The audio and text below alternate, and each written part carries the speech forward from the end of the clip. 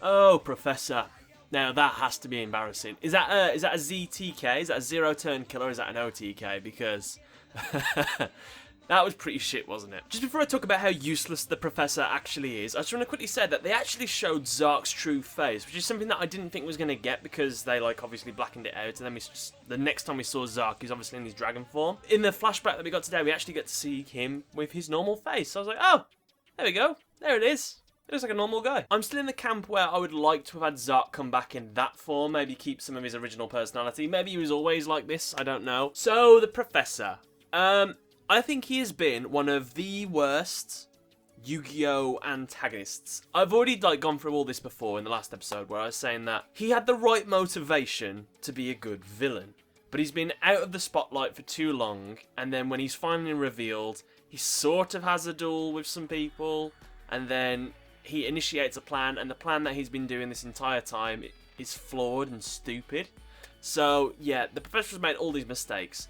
And now he's got the idea that now he's combined all the worlds together, he thinks, oh no, actually, I'm going to split them all back up again. Because Zarc's a monster, obviously, so we need to split him back up. And obviously, his daughter wasn't revived, so he's going to try it again, whatever.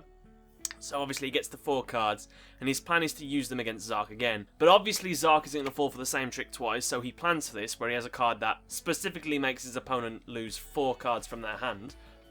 Pretty convenient. So he uses that against the Professor, gets rid of all of his cards, and then just defeats him without him even going to his turn. This is pretty depressing. So I'd like to give a congratulations to Leo Akaba for being the worst Yu-Gi-Oh!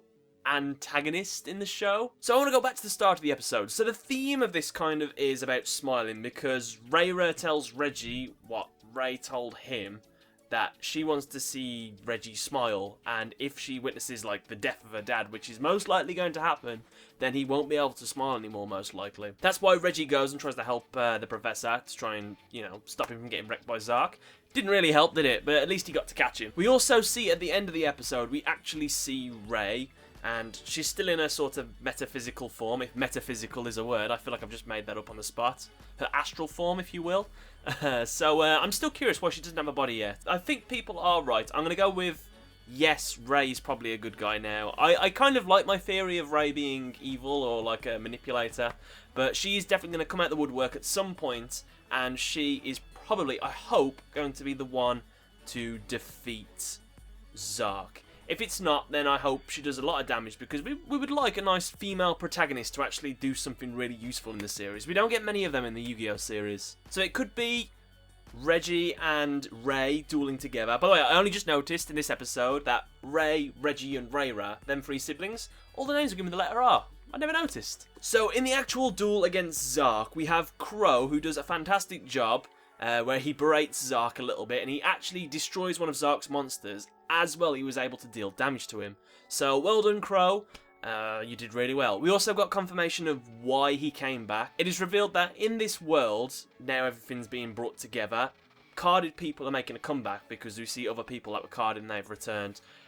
If you want any more specifics, why do they come back when the worlds are united? I don't know, but that's just the way things are. So I think this is the first trap card that we've seen Zarc use, and its ability was that he could negate one of the destructions of another monster or something like that. And he uses that to keep himself alive. And he obviously uses his other trap card later against Leo Akaba. We have a great quote off Crow. Crow says, "If you don't know the true pain of loss, you will never truly feel the pleasure of victory." So I thought that was a pretty good quote off Crow, saying that to Zarc. And some of the stuff he says to Zarc as well to sort of berate him. When he even hints at the fact that you could lose, Zarc. Have you ever thought of that possibility? Zarc kind of shows his true colours. He gets angry at this prospect. How dare you even say that it's possible for me to lose? That will never happen. So everyone sort of like starts picking on him kind of thing, because they sort of realise he doesn't like losing. And I love it when he says to Sawatari, and Sawatari's like, you're going to lose. And he's like, just stop it with that, alright? Just enough of that. So, Sawatari, the joke of most of the Arc 5 series. I thought he was a good character. Like, obviously, he just sort of was a silly character kind of thing most of the time. But in this episode, you thought, how's he going to do in this duel? He actually did really well. He really put his skills to good use. He got all his monsters out, he had all these plans he was doing, and it turned out really good. And there's even a moment where you thought he could have possibly destroyed Zarc's monster. Obviously, we knew he wouldn't have destroyed it because obviously that's not going to happen. But everyone in the crowd in the actual show, they were like, has he just destroyed Zarc? And even they're a bit like skeptical. Has Sawatari actually done this? Obviously not, but it was a good try. We have confirmation that in the next episode, Zarc's spirit is definitely going to waver because we see Yuya sort of struggling inside of Zarc. So a lot of people already knew this. They'd seen some previews or something like written about what was going to happen.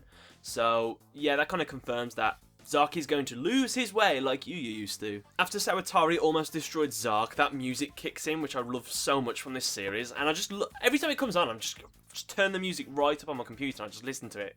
It's fantastic. I don't know why, I really love it. But that music gets kicked off, that like evil Zarc music, that. And obviously it is a bit annoying that these duels go so fast. They get like 2-3 turns each, that's about it.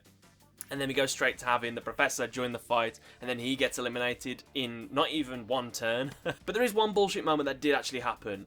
Sawatari should have been able to destroy that monster, but Zarc reveals that, no, you can't destroy my monster. He is indestructible, because all the monsters that Zarc has destroyed now protect him. So I think one of the monsters can sacrifice itself now to stop it from being destroyed. So you've got to eliminate all the monsters or something. And that effect has come out of absolutely nowhere. So I imagine if I look up Zarc monsters effect now in the anime, it'll probably be added on. But yeah, that's another one of them sort of ass pulls on the effects. And Zarc's effect list now is probably like this big. Yeah. I thought that was a bit unfair, but whatever. So the episode ends with Reggie joining the fray. So I reckon this is going to be the main final duel. It'll definitely be Reggie going for a while, and then I think Ray will make an appearance and join in with Reggie, and them two will battle Zarc. And then I think maybe Ray will split up Zarc into Zarc and the 4 Yuyas, and then they'll take over, and the 4 Yuyas will battle Zarc just like a husk of Zarc, and then they'll defeat Zarc, and then the 4 Yuyas will be like, we did it, we're friends now, even me, Yuri. So I reckon that's how the series is going to go, if I had to guess, but then again, I might be wrong. We'll have to see. So then, guys, what did you think of the episode? I thought it was pretty good. Obviously, the duels go quite quick. The Professor getting eliminated straight away was obviously a bit of a kick in the teeth, but what are you going to do?